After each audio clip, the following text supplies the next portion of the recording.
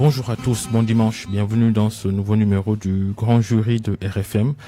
La République des impôts, c'est la crainte de Mamoudou Ibra Kane, le leader de demain, c'est maintenant avec la pression fiscale exercée sur les entreprises de presse depuis l'arrivée de Pastef au pouvoir. Quelle est la vision du président Bassirou Diomaye Faye et de son gouvernement pour le secteur privé? La première question à notre invité. Bonjour Aïb Dafé. Oui, bonjour Babacar et bonjour à tous les auditeurs de la radio Futur Média. Par rapport à la question, donc je dirais que effectivement on est dans l'exécution du budget du projet de loi de finances 2024 et par rapport aux ressources qui sont projetées, c'est des ressources de l'ordre de 5 700 milliards. Donc c'est ça le montant du budget. Et par rapport en tout cas aux recettes internes qui étaient visées, c'était de l'ordre de 4 900 milliards. Et pour cela, bien sûr, il faut compter sur les ressources fiscales et sur les ressources douanières, dont les impôts, dont nous ne pouvons pas nous passer.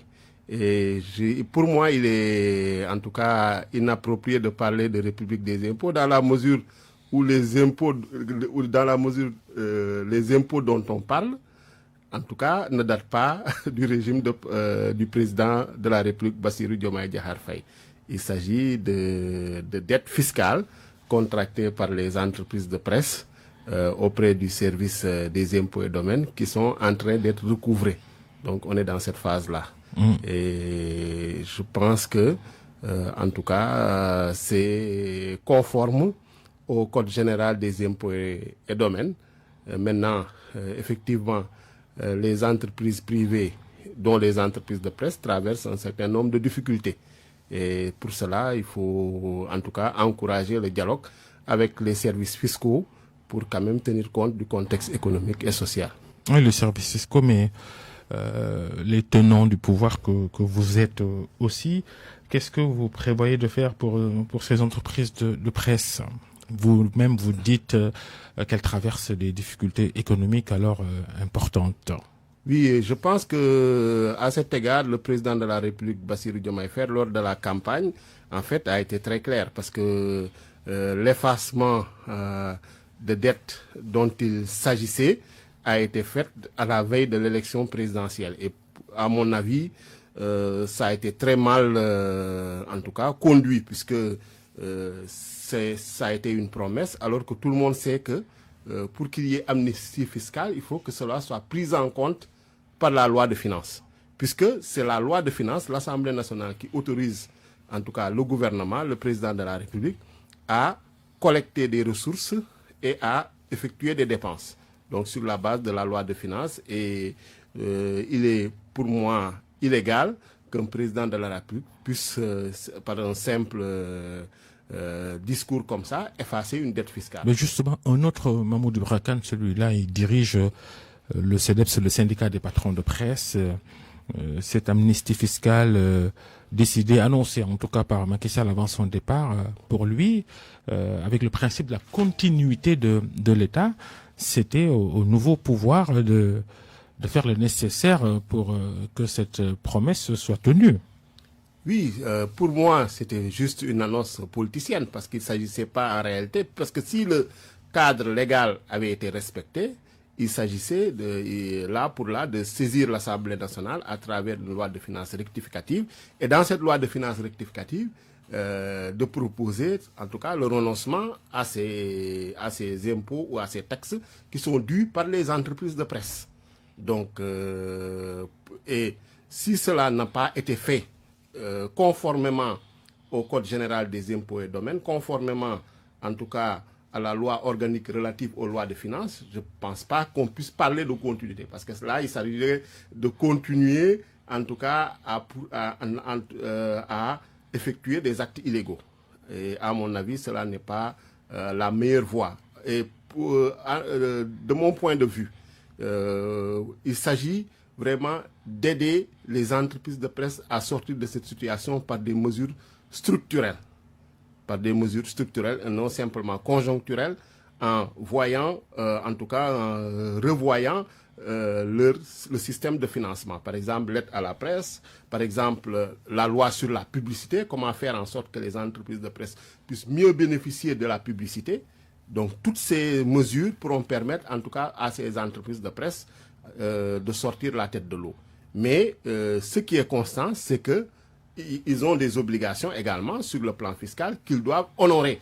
Est-ce que effacer 40 milliards de dettes d'un seul trait de plume est la solution aussi? Je pense que non, à mon avis. Et il faut des mesures structurelles pour soutenir le secteur privé national et notamment particulièrement les entreprises de presse. Et pourtant, le même État du Sénégal, accorde des exonérations fiscales à de grosses entreprises qui font de gros chiffres, d'énormes bénéfices. La politique fiscale actuelle, en tout cas celle qui est consignée dans le projet, et même les recommandations et les engagements de l'État du Sénégal envers des institutions comme le FMI, c'est de diminuer, en tout cas de renoncer à ces cadeaux fiscaux. Parce que ces cadeaux fiscaux, la plupart, même les modalités de délivrance de ces cadeaux fiscaux sont illégaux. On l'a plusieurs fois dénoncé, des exonérations faites à des entreprises minières ou qui ont été soumises à des redressements. Donc ces exonérations ou ces renoncements, on ne peut même pas parler d'exonération, mais parfois c'est des renoncements, c'est des cadeaux fiscaux. Et ont été faites par le ministre des Finances, par exemple pour le cas de Sabodola, un de nos collègues, le député Guy Marussagna, a eu à le dénoncer. Pas seulement dans le secteur minier. Hein, mais dans d'autres secteurs, bien sûr. Et nous pensons que la stratégie actuellement, c'est d'améliorer la mobilisation des ressources humaines internes, dont les ressources fiscales. Et il est normal que, en tout cas, ceux qui gagnent plus payent plus. Mais et qu'il y ait quand même une certaine équité fiscale, une certaine transparence fiscale. Donc cela vraiment est la politique du régime actuel, mais il ne s'agit pas de distribuer des cadeaux fiscaux à tout va sur des bases qui ne sont pas transparentes, mais justement, sur des bases qui ne sont pas équitables. Justement, le secteur des médias, un secteur pas fructueux, pas beaucoup d'argent dans ce secteur des médias. Oui, peut-être c'est lié également au contexte, c'est lié à la conjoncture. Il s'agit également au sein des médias aussi de faire leur introspection et de voir comment mieux rationaliser en tout cas leur business plan ou en tout cas la manière de gérer ces entreprises-là, qu'il y ait une gestion plus rationnelle. Là, des efforts quand même qui relèvent de la responsabilité des médias doivent être faits.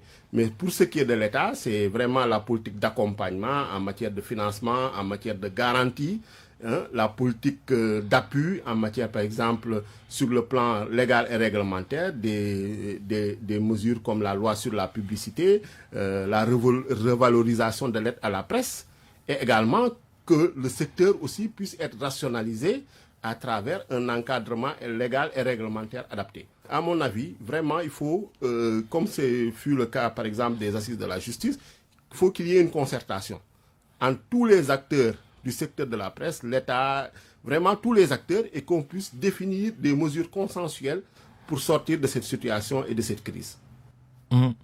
Et donc, il n'y a pas de volonté du régime PASTEF de provoquer la faillite d'entreprises de presse? Je ne le pense pas. C'est contraire en tout cas à nos valeurs, c'est contraire à nos idéaux, c'est contraire à la politique, au projet que nous prônons, qui est vraiment de soutenir le secteur privé national, dont le secteur de la presse. La convocation de journalistes à la gendarmerie pour la publication d'articles sur le départ du général Souleymane Kandé de son poste de chef d'état-major de l'armée de terre, aucune charge retenue contre nos confrères qui étaient devant les gendarmes enquêteurs. Aucun commentaire officiel non plus sur les raisons de ce changement à la tête de l'armée de terre. Que répondez-vous à ceux qui parlent de limogeage, de sanctions contre le général Kandé? Bon, ça, je pense que ce sont de simples rumeurs. Ce qui est constant, c'est que c'est le président de la République qui est responsable de la défense nationale. Il a des prérogatives constitutionnelles et qui est le chef suprême des armées. C'est lui qui nomme aux emplois militaires. Donc pour moi, sur ce plan, il n'y a pas de commentaires à faire ou en tout cas de polémique à entretenir. Il a usé de ses prérogatives constitutionnelles et voilà. Donc les choses, en tout cas, les institutions continuent de fonctionner normalement. Pas de règlement de compte, hein?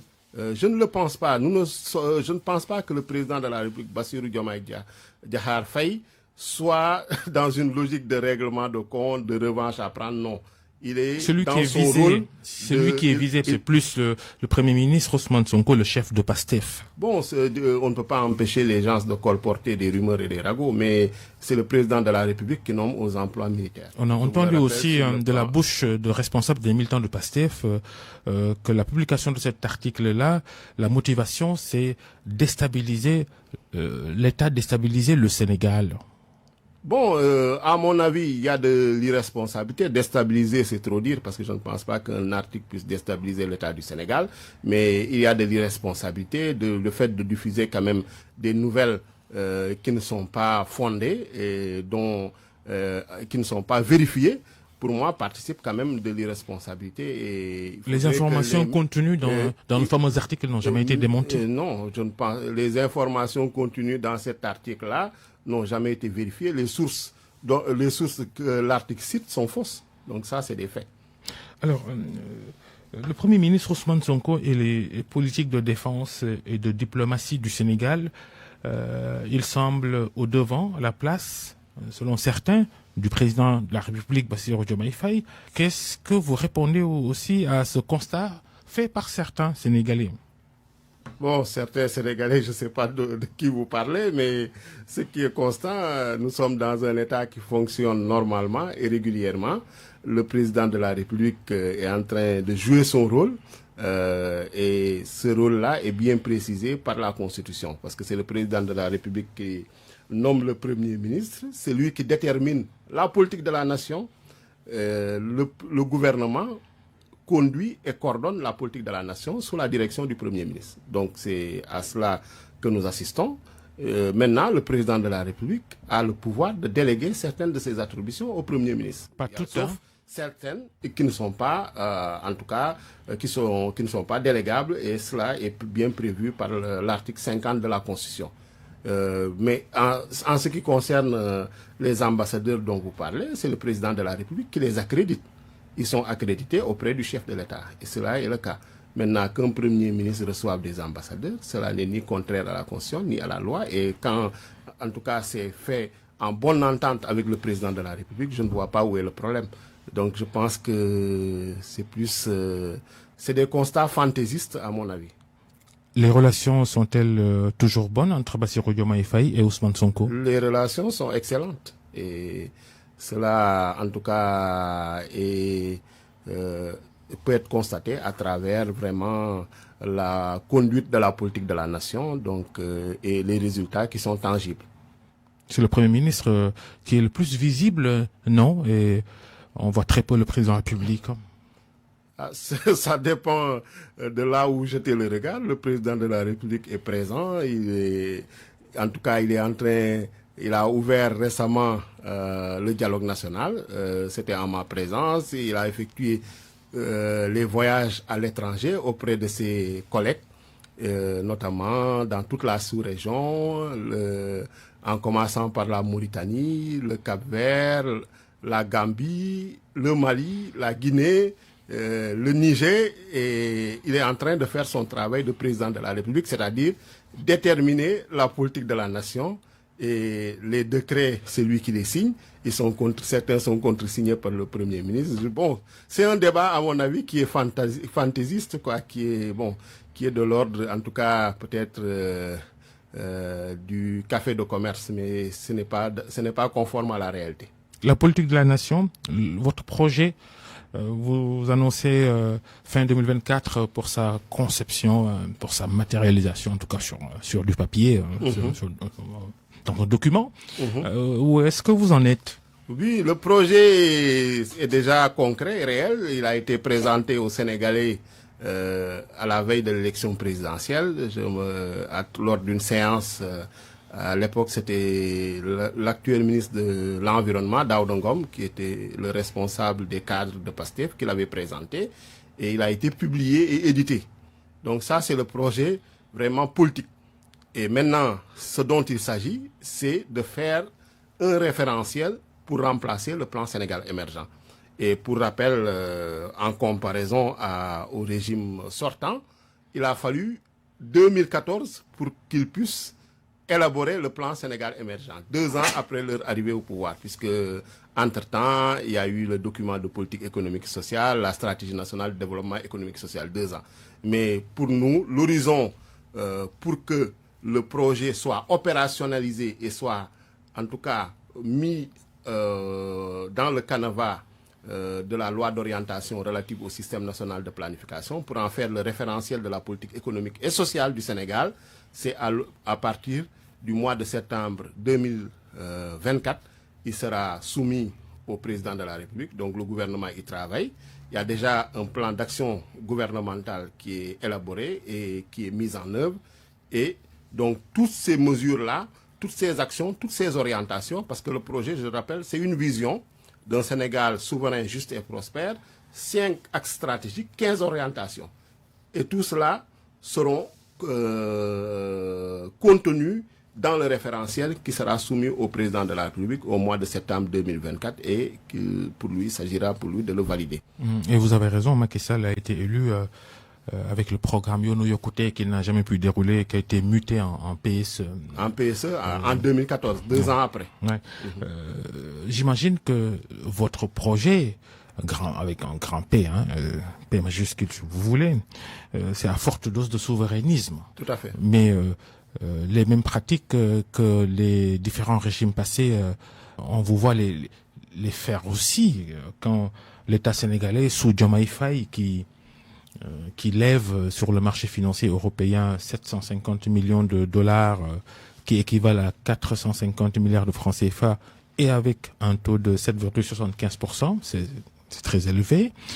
Une énorme publicité est faite par le gouvernement autour de ces euro-obligations, mais la plus grosse part, l'État va la consacrer à payer des dettes. C'est l'autre vérité qu'on ne dit pas d'ailleurs. Bien sûr, nous sommes, je l'ai rappelé à l'entame de l'émission, le gouvernement actuel est en train d'exécuter la loi de finances 2024 qui a été votée sous l'ancien régime. Et dans l'exécution de cette loi de finances 2024, le budget était estimé les dépenses sont estimées à 5 700 milliards. Et pour des dépenses de 5 700 milliards, les recettes étaient projetées à 4 900 milliards. Donc, il y a forcément un déficit de 800 milliards qu'il faudra trouver sur le marché interne ou sur le marché extérieur. Et dans la stratégie de dette à moyen terme du gouvernement, qui a été également élaborée sous l'ancien régime, l'un des moyens de financement, l'un des instruments de financement de ce déficit, c'est de faire recours à ces eurobonds-là. Donc, ce sont des eurobonds, donc des obligations de l'État du Sénégal en placement privé auprès d'investisseurs sur les marchés internationaux, pas simplement européens, et ils sont libellés en dollars. Maintenant, il faut dire que le contexte également, il y a une raréfaction des ressources financières sur le marché international. Est-ce qu'on s'y est bien pris parce que resserrement des conditions également de financement. Avant le Sénégal, il y a des pays comme la Côte d'Ivoire et le Bénin qui ont levé des fonds sur le marché européen, des eurobonds avec des taux moins élevés que le taux avec lequel le Sénégal a pu décrocher cette enveloppe. Comparaison n'est pas raison, mais ce que je peux vous dire, c'est que l'alternative, au lieu de lever sur le marché international, c'est de voir sur le marché intérieur. Et actuellement, sur le marché intérieur, il n'est pas possible de trouver ce montant à ces conditions de financement-là. Donc pour moi, c'est une bonne opération, d'autant plus que je vous ai dit que le déficit était projeté à 800 milliards avec des recettes de 4 900 milliards. Mais ça, c'est une projection. Ce qu'on a trouvé, en tout cas, quand le président de la République a accédé au pouvoir et son gouvernement, c'est une réalité tout autre.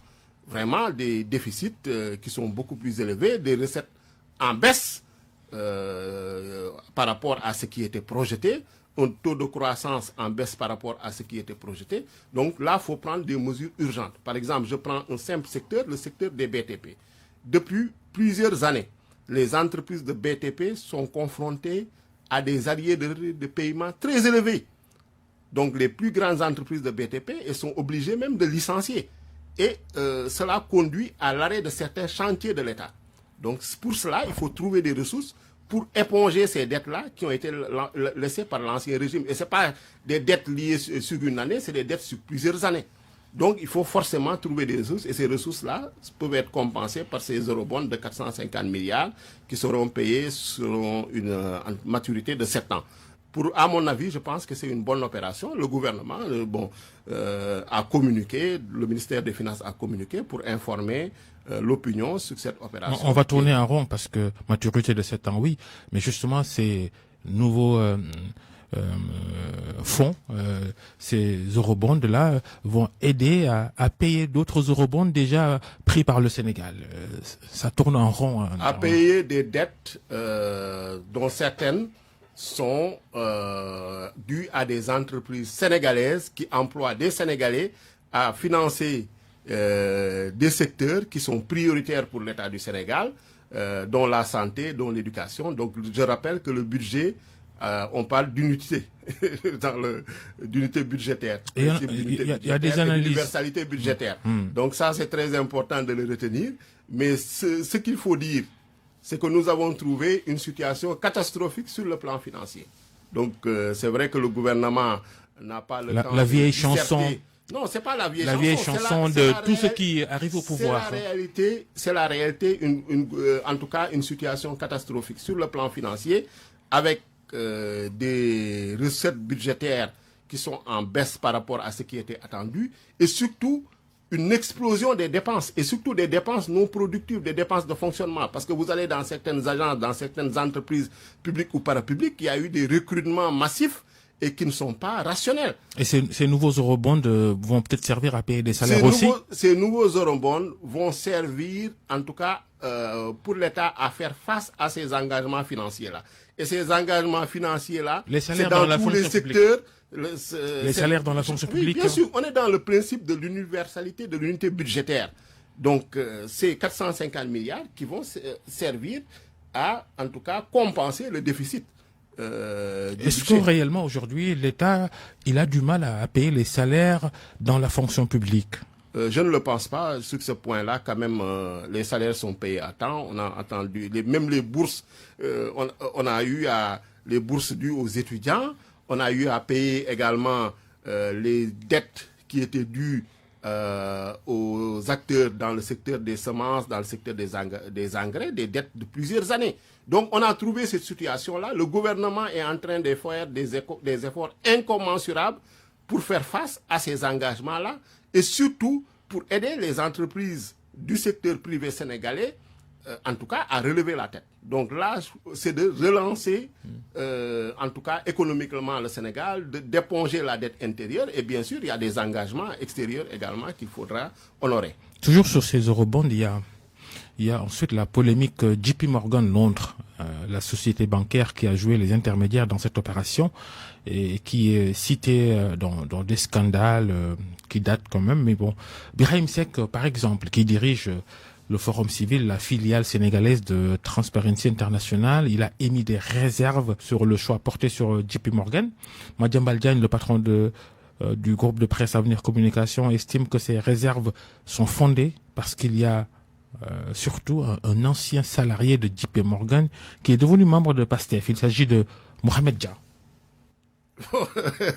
Ça me fait un peu, en tout cas, c'est ridicule à mon avis. Je pense qu'il faut quand même des arguments objectifs et arrêter de colporter des rumeurs et des ragots. Et honnêtement, JP Morgan, tout le monde connaît JP Morgan sur la place, en tout cas sur le marché financier international. C'est une entreprise multinationale. Et elle est spécialisée dans ce domaine-là. Et je pense que quand même l'opération qui a été menée est un franc succès. C'est cela qu'il faut reconnaître au lieu de chercher des poux sur le crâne rasé. Vraiment, ça ne sert à rien. Il faut vraiment soutenir des arguments objectifs. Maintenant, on n'est pas allergique à la critique. Chacun est dans son rôle. La société civile est dans son rôle. Les journalistes sont dans leur rôle. Mais quand même avec des arguments sérieux, des arguments fondés, des arguments objectifs, des arguments rigoureux. Et cela, nous pouvons en débattre. Mais quand même, sur des allégations comme ça, la personnalisation à outrance des débats politiques, économiques et sociaux, ça ne relève pas quand même du journalisme. On peut faire mieux en matière d'investigation. Mais Madiambal Diagne s'est pas arrêté à ça. Il a fait le parallèle avec l'affaire ou présumée affaire Petrotim et Aliou Sall, le frère cadet de Macky Sall à l'époque, qui a travaillé avec cette société, et vous, opposition à l'époque, pas de cadeau quand le nom d'Aliou Sall est apparu dans les affaires de Petrotim. Bon, ça n'a rien à voir. Honnêtement, moi, je pense que ce que je retiens, c'est que l'État du Sénégal a émis des obligations. Et qu'est-ce qui va changer quand on voit certaines recommandations que le président de la République doit rester dans le Conseil supérieur de la magistrature et même le présider, quand le procureur, il a toujours comme chef le ministre de la Justice? Qu'est-ce qui va véritablement changer? Oui, on a eu à participer à ces assises de la justice qui ont été lancées par le président de la République le 28 mai, donc lors de la journée du dialogue national. C'est d'abord se féliciter de cette initiative, puisque c'était un engagement de campagne qui a été tenu, et également il a eu à le dire lors de sa prestation de serment et de son discours à la nation à la veille de la fête de l'indépendance. Donc l'idée, vraiment, c'est de réconcilier la justice et les justiciables.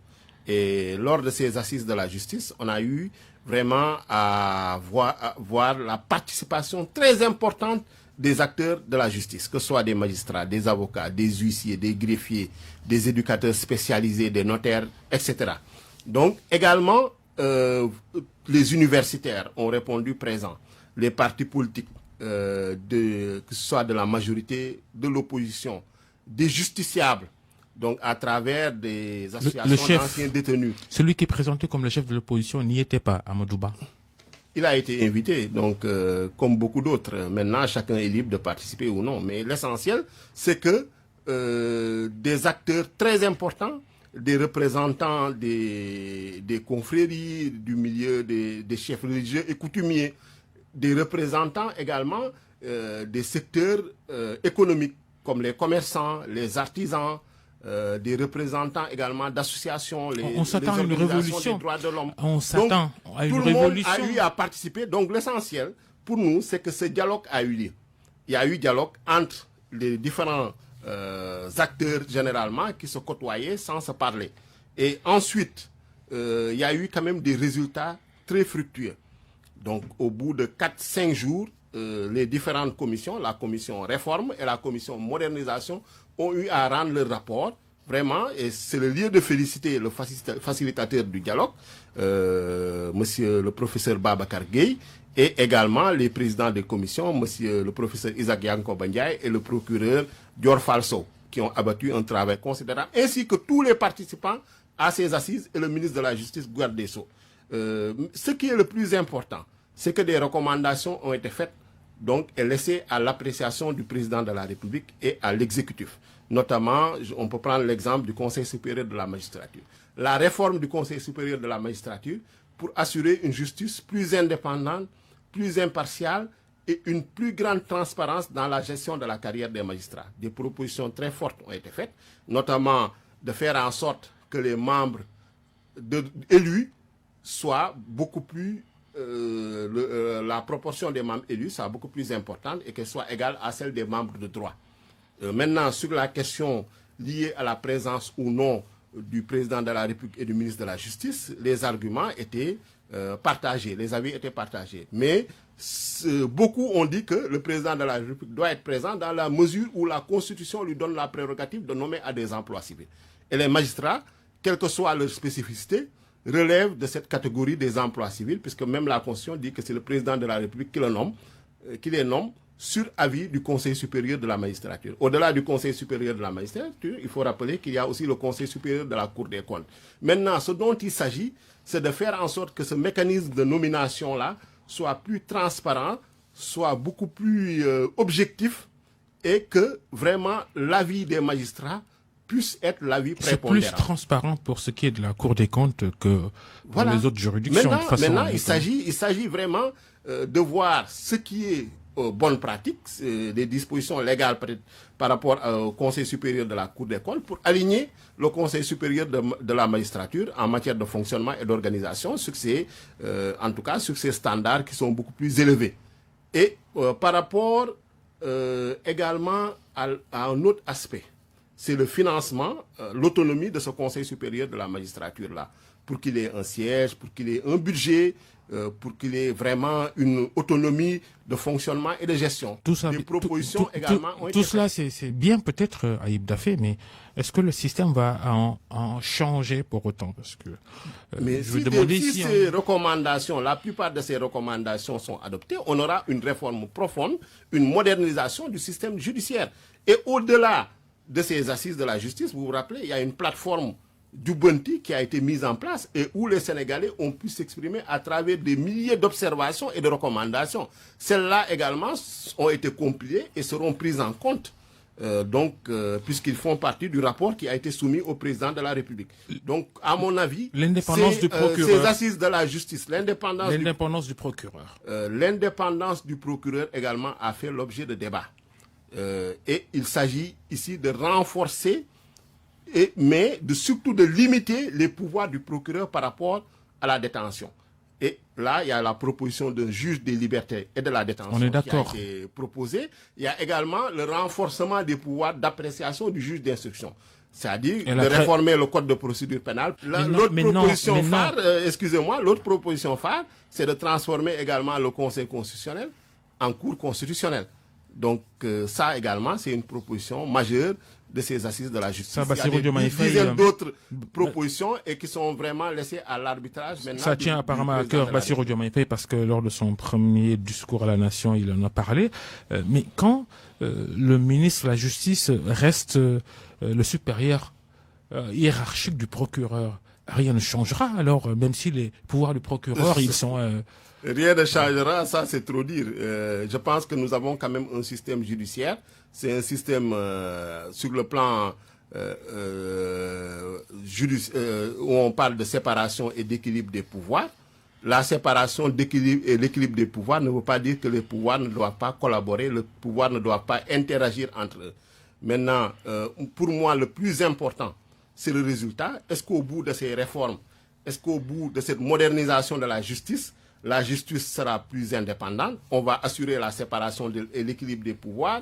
Est-ce qu'on va faire en sorte que l'état de droit soit beaucoup plus renforcé, soit consolidé grâce au contrôle d'une justice indépendante et impartiale? Donc, pour moi, il faut féliciter cette initiative, la saluer, l'accompagner et la soutenir pour faire en sorte que le président de la République puisse mettre en œuvre, en tout cas, les recommandations qu'il jugera utiles, donc, et selon également un calendrier, puisque peut-être il y a des réformes à court terme, d'autres à moyen terme, d'autres à long terme. Mais le plus important, c'est que vraiment,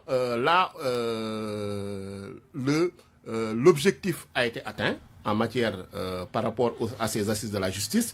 Et l'autre aspect, c'est de dire qu'on peut dialoguer, qu'on peut se concerter dans ce pays sur des sujets importants et qui tiennent en tout cas dont l'opinion, les Sénégalais, les citoyens accordent une place importante à ces sujets-là au lieu toujours d'être dans la polémique, d'être dans la confrontation. Et vraiment, c'est un exemple éloquent qu'on doit généraliser. Par exemple, le secteur de la presse dont vous parlez, pourquoi pas des assises de la presse? Donc ce serait une initiative, en tout cas, très bonne initiative. On reste avec les pouvoirs, après le judiciaire, maintenant le législatif, l'Assemblée nationale. Vous êtes député, on le rappelle, Aïb Dafé, député Yewwi. On reviendra sur le Parlement, mais dites-nous, que devient cette coalition Yewwi Askan Wi d'abord? La coalition Yewwi Askan Wi, elle existe toujours. Donc, elle se reflète à travers le groupe parlementaire Yewwi, donc qui fonctionne, et à travers également la coalition politique dont la conférence des leaders est dirigée par M. Cheikh Tidiane Youm. Et PASTEF, alors quand le renouvellement des instances de votre parti, vous aviez déjà suspendu les opérations de vente des cartes de membres. Oui, le 5 mai, nous avons tenu le bureau politique sous la présidence du président du parti, M. Ousmane Sonko. Et là, nous avons décidé, la décision majeure, c'est de tenir le congrès. Et pour tenir le congrès, il y a plusieurs étapes, notamment la finalisation de notre règlement intérieur, ce qui nous a poussé à suspendre tout ce qui est vente de cartes, renouvellement des structures, en attendant de finaliser le règlement intérieur dans les meilleurs délais et ensuite de pouvoir lancer des opérations de réorganisation pour la tenue du congrès. Vous êtes donc député élu sur la liste Yewwi, Mohamed Taïb Daffé. L'Assemblée nationale qui ne participe pas aux travaux de la commission ad hoc chargée du contrôle et de la vérification des titres et occupations sur les anciennes et nouvelles dépendances du domaine public maritime dans la région de Dakar. Une commission mise sur pied par le Premier ministre Ousmane Sonko. La séparation des pouvoirs évoquée apparemment par le bureau de l'Assemblée nationale pour justifier son absence dans cette commission, alors que 3 députés devaient y représenter l'institution parlementaire. Oui, je pense que l'Assemblée nationale, puisqu'on dit que les ressources naturelles appartiennent au peuple dans la Constitution, et que ce peuple est représenté par une institution comme l'Assemblée nationale se devait de siéger dans cette commission de vérification des titres sur le domaine public maritime.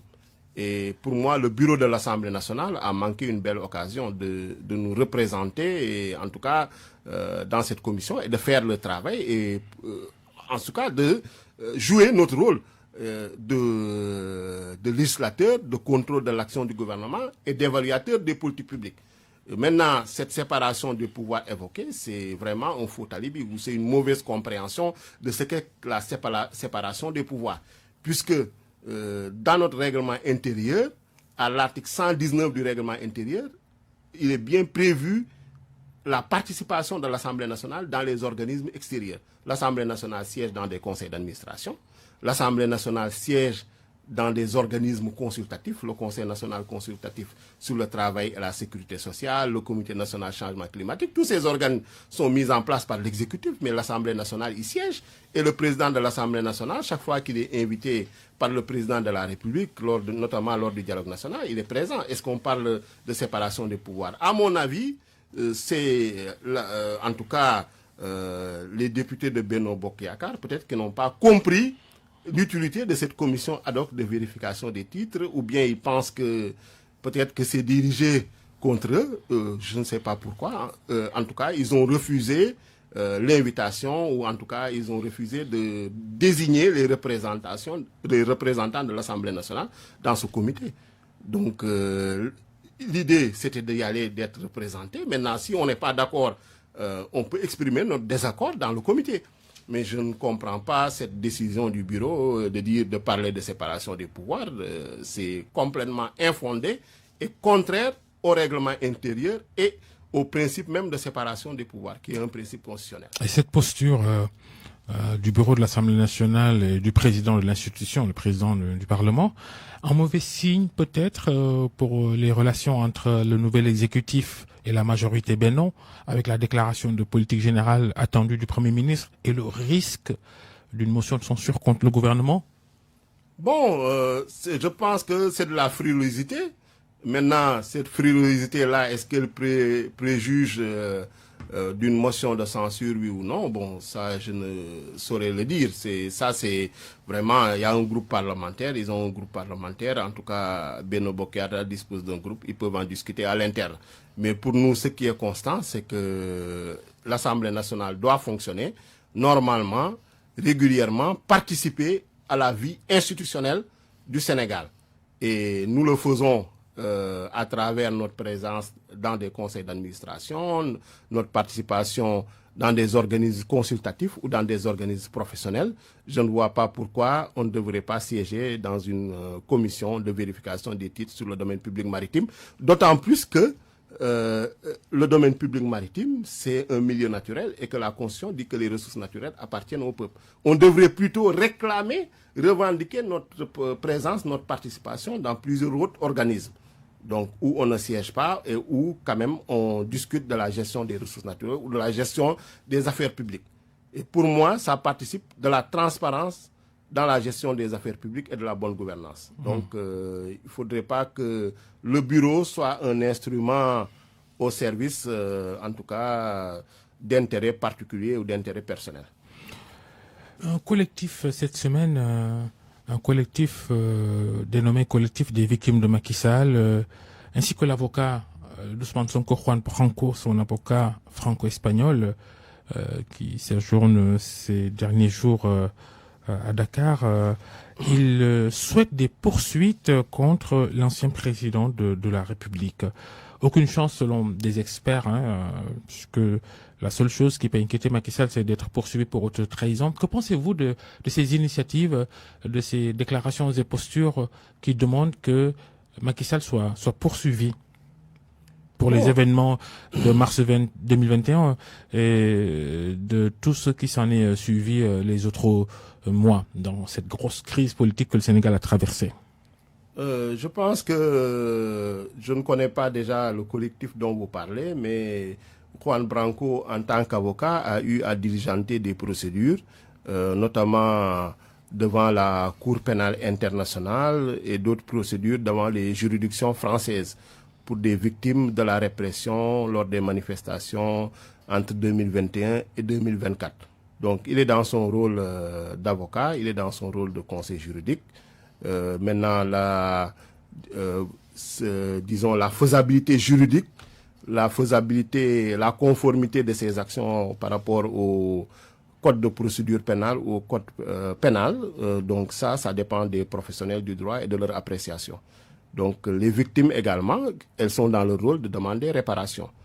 Mais je ne peux pas spécifier par rapport à telle action ou telle autre action. Mais quand même, êtes-vous pour, si la possibilité juridique existe, êtes-vous pour des poursuites contre Macky Sall?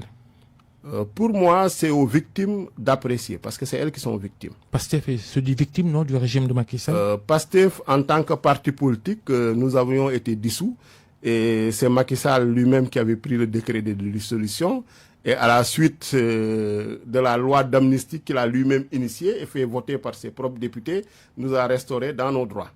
Maintenant, la politique de l'État, notamment lors du Conseil des ministres, le chef de l'État a eu à le rappeler, c'est de recenser les victimes de ces événements malheureux entre 2021 et 2024 et de voir dans quelles conditions réparer, en tout cas, les dommages qui ont été causés. Faut-il ou pas poursuivre Macky Sall? Je vous repose la question.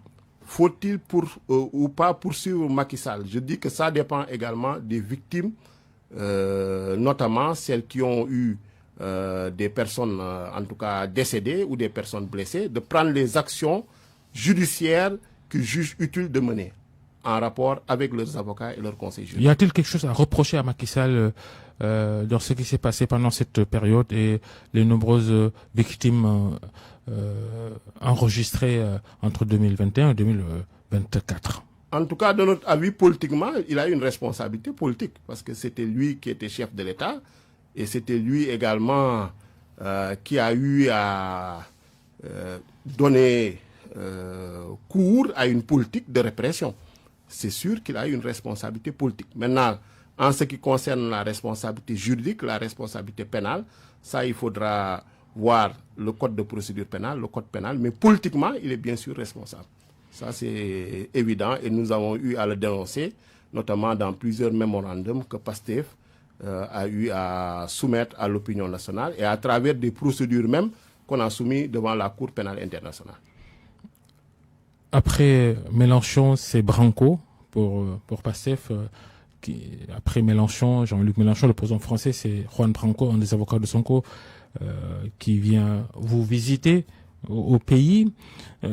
Cette phrase de Yorodia, l'ancien porte-parole de la présidence de la République, dit Pastef ne réussit pas à décoloniser son esprit. Vous appelez au souverainisme, à la révolution idéologique, mais voilà, pas de Macron, oui à Branco, oui à Mélenchon.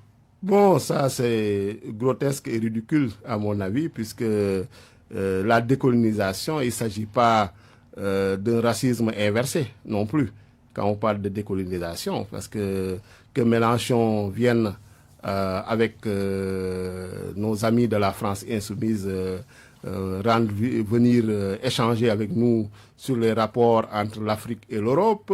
Juan Branco est un avocat qui a en tout cas, qui a été commis par des Sénégalais. Il dit en fait que vous changez juste de maître blanc. Bon, je ne comprends. Pour moi, c'est grotesque et ridicule. Bon, pour moi, c'est du racisme inversé, hein, à mon avis. Si c'est la couleur de peau qui doit déterminer, on peut être anticolonial et être blanc, à mon avis. Donc, ça n'a rien à voir. La couleur de la peau n'a rien à voir. Le fait d'être français ou d'être européen, on n'est ni anti-français ni anti-européen.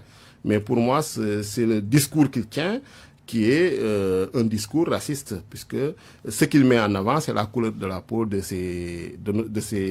Juan Branco, de Jean-Luc Mélenchon. Mais le plus important, c'est quel est l'esprit, quel est le discours de Jean-Luc Mélenchon et de Juan Branco, à mon avis. Est-ce que c'est un discours qui va dans le sens de l'émancipation des peuples, de la libération des peuples, de l'autodétermination des peuples? Oui. Donc, nous partageons les mêmes valeurs et les mêmes principes, et nous allons continuer à collaborer avec nos amis d'Europe, nos amis d'Asie, nos amis d'Océanie et de partout dans le monde, et surtout d'Afrique, puisque PASTEF est panafricain. Merci Mohamed Taïb d'être passé devant le grand jury de RFM. J'imagine que tout à l'heure à 16h, vous serez devant votre téléviseur pour suivre Mauritanie-Sénégal, 4e journée des éliminatoires du Mondial 2026. Le débat sur Aliou Cissé, la sortie de Sadio Mané, sur les méthodes Aliou Cissé, ceux qui réclament son départ. Vous en pensez quoi, vous? Bon, c'est un débat normal, hein. Comme au Sénégal, on dit il y a autant de Sénégalais que d'entraîneurs. Donc, chaque fois qu'il y a une contre-performance, on remet en cause l'entraîneur, on remet en cause certains joueurs. Mais bon, nous faisons confiance, en tout cas, continuons à faire confiance à l'entraîneur, à l'équipe nationale, aux joueurs. Et nous leur souhaitons plein succès. L'essentiel, c'est qu'au bout, en tout cas, qu'ils soient qualifiés à la Coupe du Monde. Et c'est ce que nous espérons. Merci à tous de nous avoir suivis. Abdou à la régie, restez avec nous. Les programmes continuent, le grand jury, bien sûr, la semaine prochaine. Et bonne fin de week-end.